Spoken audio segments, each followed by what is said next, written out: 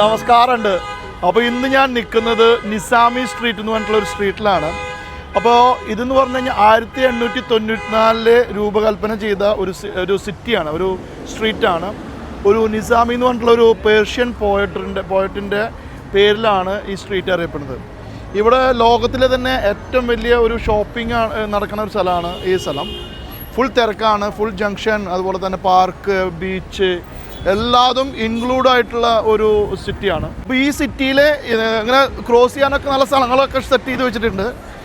രണ്ട് സൈഡിലും ഇതുപോലെ ബിൽഡിങ്ങുകളാണ്. ഫുൾ ഇതുപോലത്തെ എന്താ പറയുക, നമ്മൾ ഒരു റോമൻ സ്റ്റൈലിലുള്ള ആർക്കിടെക്ചറിലാണ് ഇവിടെ കാണുന്നത്. അപ്പോൾ ഇതിൻ്റെ കുറച്ച് കാഴ്ചകൾ നമുക്ക് കാണാം. വരിക. There's nothing to hide. I'm so depressed. I'm not gonna lie, but your problems are bigger than mine. പിന്നെ ഇവിടെ ഇത് വാടകയ്ക്ക് കൊടുക്കണം, സപ്പോർട്ട് ചെയ്യാം ഇതുപോലത്തെ സൈക്കിളുകൾ.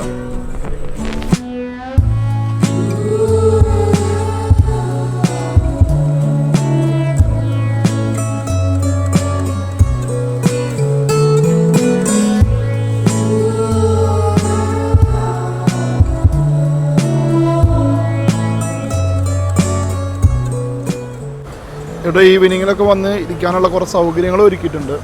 നല്ല റിലാക്സ് ആയിട്ട് ഇരിക്കാം. അത്യാവശ്യം തണുപ്പുണ്ട്, അടിപൊളിയാണ്.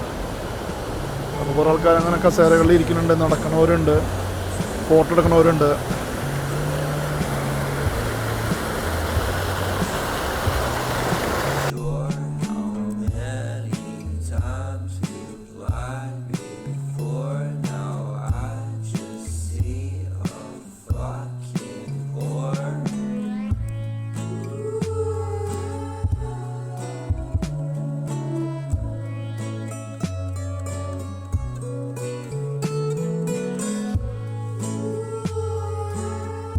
ഇത് സാഹിൽ പാർക്ക് എന്ന് പറഞ്ഞിട്ടുള്ള ഒരു പാർക്കാണ്.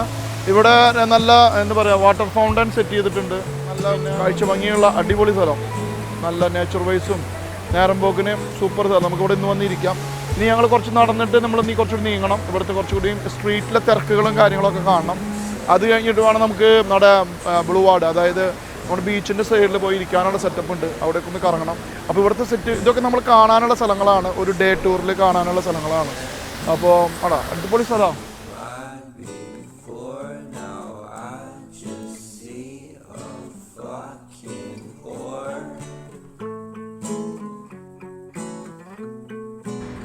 ഈ മരങ്ങളൊക്കെ അപ്പോൾ എത്ര കാലം മുന്നേ വെച്ചതാണെന്ന് നിങ്ങളൊന്ന് ഊഹിച്ചാൽ മതി.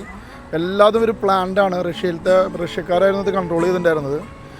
ഇവിടുത്തെ മെട്രോ എന്ന് പറഞ്ഞു കഴിഞ്ഞാൽ ഒരു 50 വർഷത്തിന് മുന്നേ പണിത മെട്രോ എന്ന് പറഞ്ഞു കഴിഞ്ഞാൽ അണ്ടർ പാസ്, എല്ലാതും അണ്ടർഗ്രൗണ്ട് മെട്രോ ആയിരുന്നു. അപ്പോൾ അതേപോലെ തന്നെ ഇവർ പാർക്കും ഈ സ്ട്രീറ്റുകളും എല്ലാം സെറ്റ് ചെയ്തിരിക്കുന്നു, ഈവൻ ബിൽഡിങ്ങുകളടക്കം.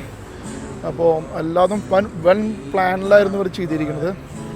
അതുതന്നെയാണ് ഇവർ കീപ്പ് ചെയ്തിരിക്കുന്നത്. അപ്പോൾ എന്തൊരു വൃത്തിയാണ് ഇവിടുത്തെ റോഡുകൾക്ക് കാണാണ്ട.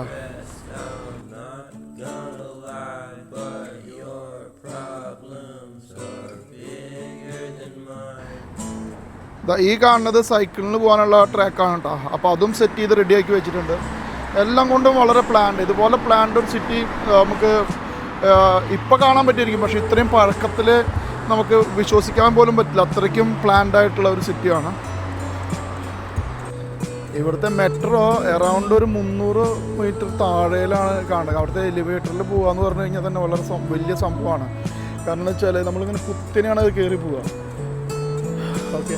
പിന്നെ ഇവിടുത്തെ ഒരു പ്രത്യേകം വെച്ചാൽ ഈ ഏരിയയിൽ നമ്മുടെ എംബസികളും കാര്യങ്ങളൊക്കെ ഉള്ള സ്ഥലമാണ്. ഡെലിഗേറ്റ്സും കൂടുതലുള്ള സ്ഥലമാണ്. ഹോട്ടലുകളും അതുപോലെ തന്നെ എല്ലാ സംഭവങ്ങളും കൂടുതലുള്ള സ്ഥലമാണ്.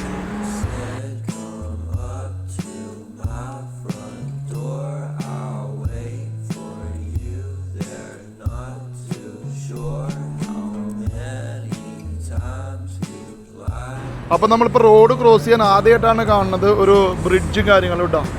ദുബായ് മെട്രോ എന്ന് വിചാരിക്കേണ്ട, ദുബായ് മെട്രോൻ്റെ സെയിം ഡിസൈനിലുള്ള ഒരു ഷോപ്പിംഗ് മാളാണ് കാണുന്നത്. ഇത് പിന്നെ ഒരു പുതിയൊരു സിറ്റിയിലേക്ക് കടന്നിരിക്കുന്ന പോലെയാണ്.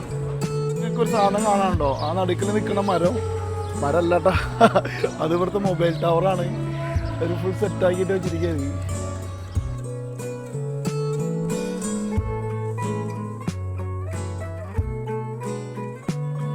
ഇത് ഒലിവിൻ്റെ മരമാണ് കേട്ടോ.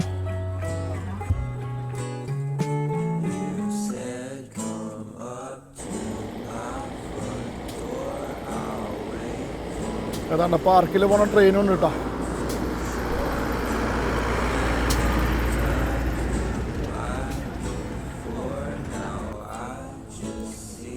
ബോളിവുഡ് അത് കാണാണ്ട സംഭവം കേട്ടോ. ഇവിടെ ആൾക്കാരിങ്ങനെ കാറ്റ് കൊള്ളാൻ, കാഴ്ചകൾ കാണാൻ വന്നിരിക്കുന്ന ഒരു സ്ഥലം. ഇത് പറയണതെന്ന് വെച്ചാൽ അണ്ടർ വൺ സൺ എന്ന് പറഞ്ഞിട്ട് ഒരു സിനിമ ഡോക്യുമെൻ്ററി എടുത്തിട്ടുണ്ടായിരുന്നു. 54 വില്ലേജിൽ പോയിട്ടാണ് അവർ ഈ സംഭവം വീഡിയോസൊക്കെ എടുത്തത്. അപ്പോൾ അതിൽ അഭിനയിച്ചവരുടെ ഓരോരുത്തരുടെയും ഫോട്ടോസും കാര്യങ്ങളും അവർ പലതരം മുഖങ്ങളും കാര്യങ്ങളൊക്കെ കാണിക്കണത്. അപ്പോൾ അതിൻ്റെ ഒരു മെമ്മറി എന്ന നിലയ്ക്കാണ് അവർ ഈ സംഭവം ഇവിടെ സെറ്റ് ചെയ്തിരിക്കുന്നത്.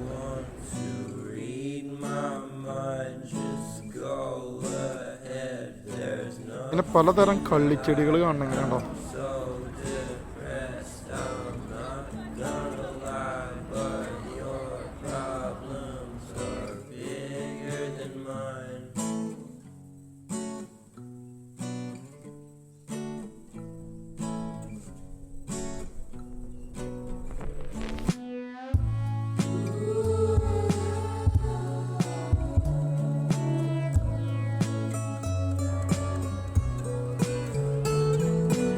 അപ്പോൾ ഈ ഒരു ബാക്കിൽ കാണുന്ന ഫ്ലെയിം ടവറിനെ കുറിച്ചിട്ട് അവർക്കൊരു ഹിസ്റ്ററി ഉണ്ട്. അതാണ് അവരുടെ പ്രതീകം. അതായത് പണ്ട് കാലത്ത് ഇവിടെ ഗ്യാസ് വെറുതെ ഒന്ന് കുഴി കുഴിച്ചാൽ തന്നെ അപ്പോൾ ഗ്യാസ് കിട്ടും. അപ്പോൾ അതിന് ഫ്ലെയിം ആകുമ്പോൾ അവർ ഇതിനെ ദേവതയായിട്ടാണ് കണ്ടിരുന്നത്. ഫ്ലെയിം അത് അപ്പോൾ ലാൻഡ് ഓഫ് ഫ്ലെയിം എന്നാണ് ഈ ഫ്ലെയിം ടവറിനെ കുറിച്ച് അവർ കൂടുതലും പറയുന്നത്. അപ്പോൾ ഇത് അവർ ഏറ്റവും ഇമ്പോർട്ടൻ്റ് ആയിട്ട് കാണുന്ന ഒരു പ്രതീകമാണ് ബാക്കു ഫ്ലെയിം ടവർ. ഇത് ബാക്കുവിൻ്റെ ഒരു പ്രതീകമായിട്ട് നമ്മുടെ സിമ്പിൾ എന്ന് പറയില്ല, അതുപോലെയാണ് ഈ ബാക്കു ഫ്ലെയിം ടവർ. വരെ ഈ കാണുന്നത് കടലിലേക്കുള്ള ഒരു ബ്രിഡ്ജാണ് കേട്ടോ. അപ്പോൾ അവിടേക്കൊന്ന് പോയി നോക്കി നോക്കാം, അവിടെ നമുക്ക് സീൻ കിട്ടുന്നു നോക്കി നോക്കാം.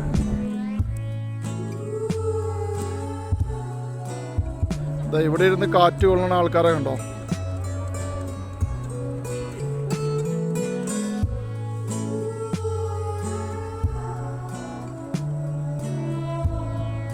ഇവിടുത്തെ കാഴ്ച ഭംഗിയും കണ്ടിട്ട് ഇങ്ങനെ നിൽക്കാൻ ഒരു പ്രത്യേക സുഖമാണ്, ഒരു പ്രത്യേക വൈബാണ്. എന്തൊരു രസമാണ് കാണാൻ.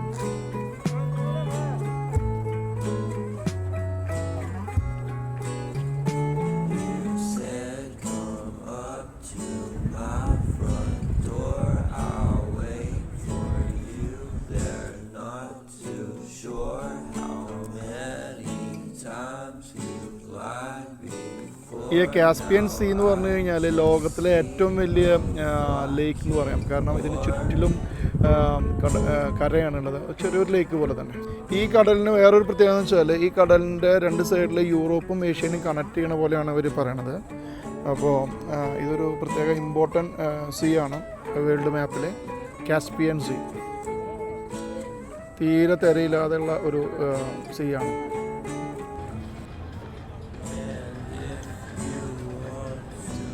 ഈ ഫ്ലെയിം ടവർ അവർ പണി തുടങ്ങിയത് 2008 പണി കഴിഞ്ഞത് 2013 അവർ ഇതിന് ഇനോഗ്രേഷൻ. അതപ്പോൾ അവരുടെ ചരിത്രത്തിൻ്റെ താളുകളിലേക്ക് അവർ ഈ ടവറിനെ എടുത്തു, ഫ്ലെയിം ടവർ എന്ന് പറഞ്ഞിട്ട്. ഇതൊരു കുന്നിൻ്റെ മുകളിലാണ് പണിതിരിക്കുന്നത്. ഏറ്റവും ഉയരം കൂടിയിട്ടുള്ള ഒരു പ്ലേസിലാണ് ഈ ടവർ പണിതിരിക്കുന്നത്. ബാക്കിയുള്ള എല്ലാ ടവറുകളെക്കാളും ഏറ്റവും ഉയരത്തിലാണ് ഈ കാണുന്ന ഫ്ലെയിം ടവർ സ്ഥിതി ചെയ്യുന്നത്.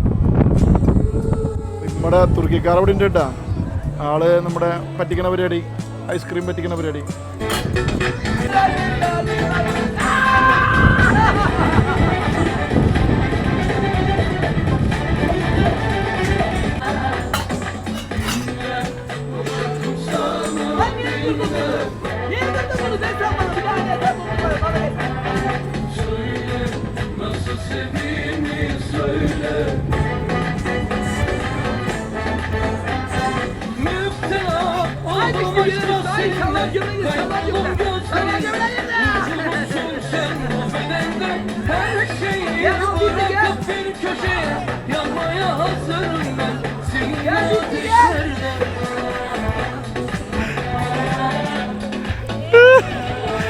അവനെ കളിയാക്കിയപ്പോൾ അവൻ കരഞ്ഞു പോയി. അവന് വേണ്ടാന്ന് പറഞ്ഞു.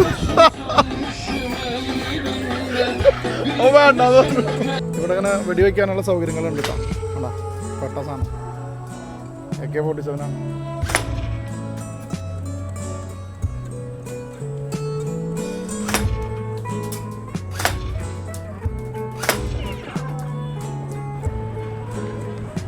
ഇപ്പം നമ്മളൊരു റോഡ് ക്രോസ് ചെയ്യാനുള്ള അണ്ടർപാസിലേക്ക് പോയിക്കൊണ്ടിരിക്കുകയാണ്.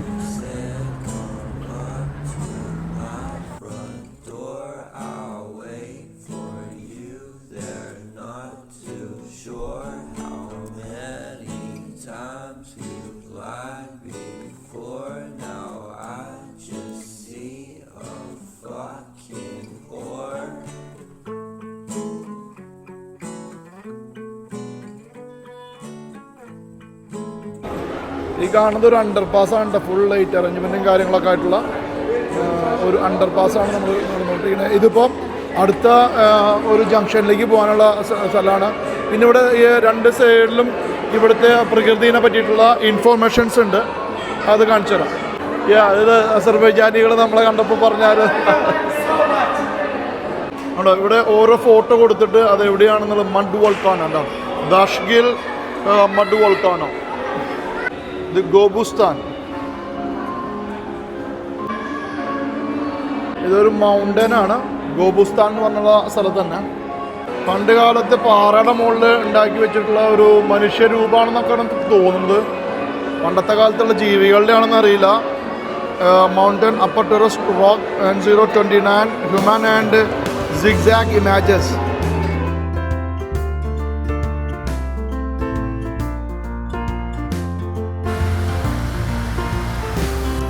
ഒരു റഷ്യക്കാര് നമുക്ക് വേണ്ടിയിട്ട് പാട്ട് പറഞ്ഞിട്ടുണ്ട്.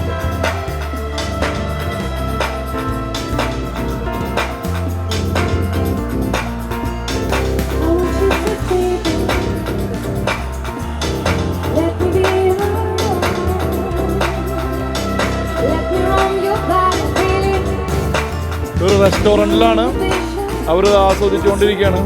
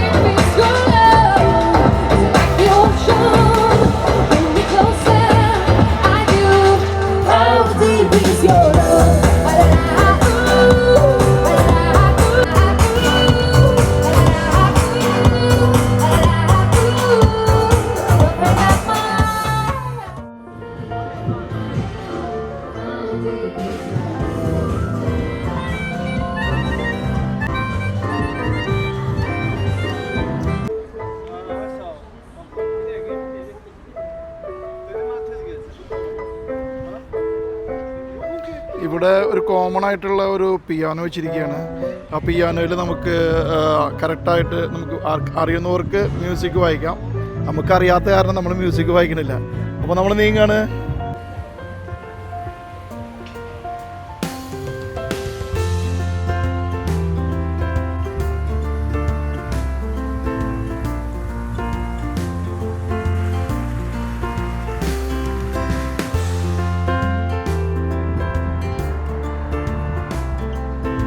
അപ്പോൾ നിങ്ങൾ ഈ വിശേഷങ്ങളൊക്കെ കണ്ടില്ലേ? നമ്മൾ ഇവിടുത്തെ എന്താ പറയുക നൈറ്റിൽ ഇതുപോലെ വന്ന് നേരം പോക്കിന് വരും. അപ്പോൾ അടിപൊളി സ്ഥലമാണ്. ഇവിടുത്തെ സ്ട്രക്ചറൽ എന്ന് പറഞ്ഞു കഴിഞ്ഞാൽ ബിൽഡിങ്ങുകളൊക്കെ കണ്ടില്ലേ, സൂപ്പർ സ്ഥലമാണ്. അപ്പോൾ ഇനി ഇവിടെ അധികം ഒന്നുമില്ല, നമ്മൾ ഇനി നിർത്താൻ പോവുകയാണ് വീഡിയോ. ഇനി അടുത്ത വീഡിയോയിൽ കാണുന്നവരെ എല്ലാവർക്കും ബൈ ബൈ, ഗുഡ് നൈറ്റ്, യാഷ്യം ബൈ ബൈ.